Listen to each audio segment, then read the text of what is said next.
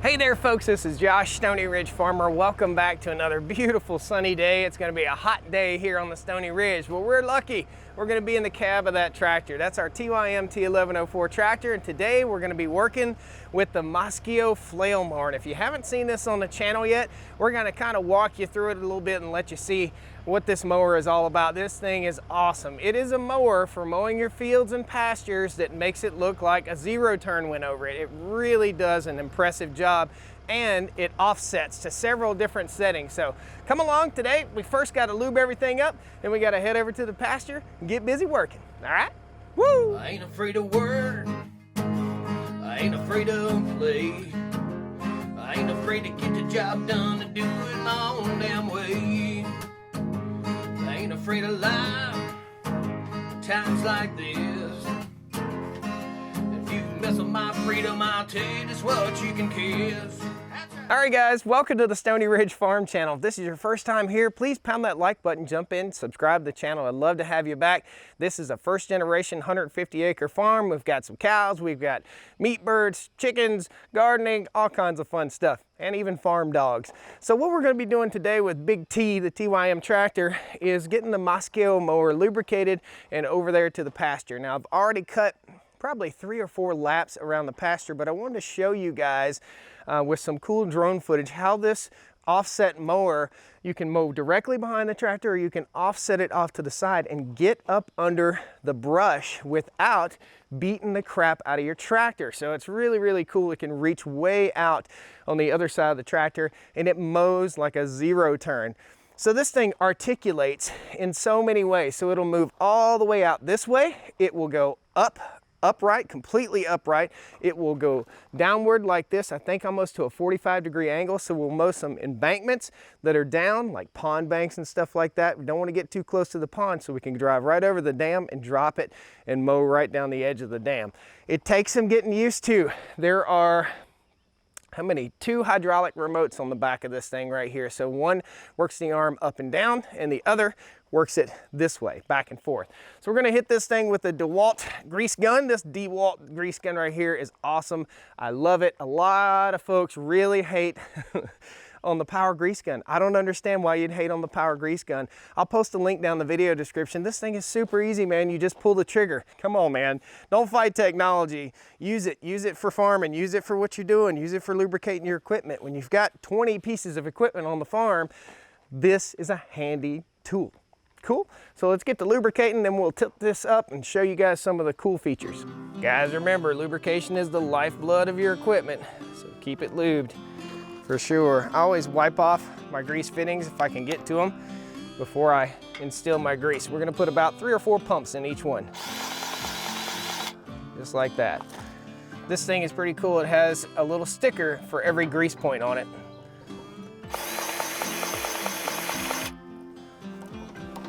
We're gonna go ahead and fire up Big T. Nice. We've already got this guy up in the air. This is how it settles down. Okay, nice and slow. I can adjust that with the flip of a switch over here. Now we're gonna go ahead and show you how it moves out. So it'll articulate out and up, like so. That's pretty awesome. Got a hydraulic top link in here also, so we can still continue to go out. If you've got a wood line you need to mow, you can mow it like that, edge of a wood line, or you can bring it back in, just like so.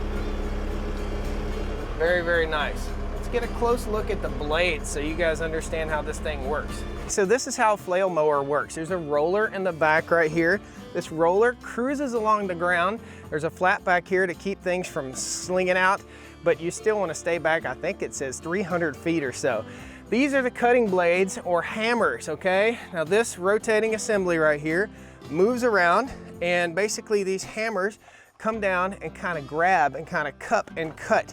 And there's a hammer for every position here on the mower. Now, if you mess up a hammer, say you hit a rock or something like that, you can really hit a lot of rocks with this. So if you have rocky land, kind of similar to what we have here on the farm, it's okay. This is an awesome mower for that. This is the kind of mower that you see the state guys driving down the road mowing the ditch banks and stuff with. It really will dig in. It'll almost rototill. If you get into a bank and it has like a hump on it, it'll rototill that up, which could smooth out your pastures. So that rotates around. It actually rotates this direction, and those little cups just cut basically. So they're slinging around and cutting. On the front here, we have guards that lock back into place right there. So they lock into place so that you don't sling something back through a tractor tire or through a tractor operator. Pretty cool. That's how this thing works, man. Really, really cool setup. Still got to lubricate the PTO shaft, so we're going to drop it back down. I had to rotate this around just a little bit so I could get to where I needed to lube the PTO shaft. If you're interested in a flail mower, I'll post a link to this critter. They make several different models. Some of them offset, some of them don't offset. Some of them are for smaller tractors. So if you've got a compact or subcompact tractor, or if you got a big boy like this 110 horsepower tractor, there is a flail mower for you. If you're that guy that keeps his pastures groomed perfectly, the flail mower is for you. This doesn't leave a windrow of debris behind it like a rotary cutter. This leaves a mulched windrow, I guess, behind it. It just mulches everything in place, so it scatters the debris out, and when your grass comes back, it holds moisture better instead of having a dead spot right in the middle, or where your tire ran over and knocked the grass down. It won't mow the grass. This will pick it up and chop it and destroy it. If we need to sharpen our blades, which at some point we will have to sharpen our blades, all we have to do is raise this thing up, since it's offset like this, and just take an angle grinder and go over our blades. They don't need to be razor sharp, but you can see some of them have some chips out of them. They need a little sharpening. If they were super sharp, we could go really fast, and you can mow about twice as fast with a flail mower than you can with a rotary cutter. So I'm running 6 and 7 miles an hour where I'd be running about 3 miles an hour with a rotary cutter. Pretty cool. I like it.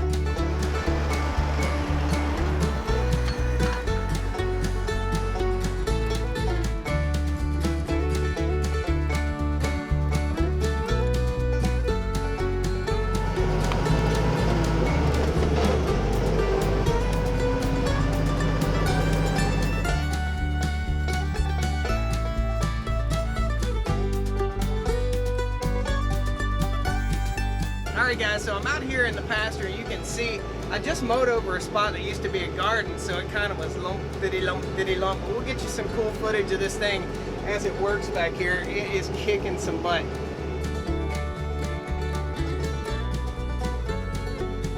It's so nice in this cab, man. It's shady in here and cool. You can just see how dark it is. It's nice and shady.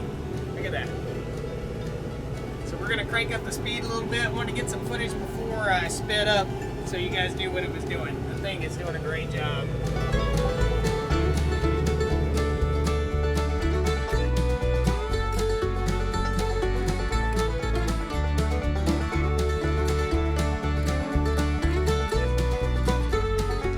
All right guys, as you can see, this thing offsets way off to the side, and you can get up under some brush and branches that you typically wouldn't be able to get to. You can stick this mower out underneath them and chop up stuff almost as big as your wrist, depending on the power of your tractor and the size of the flail mower you get. You can see that offset cut really, really makes a difference.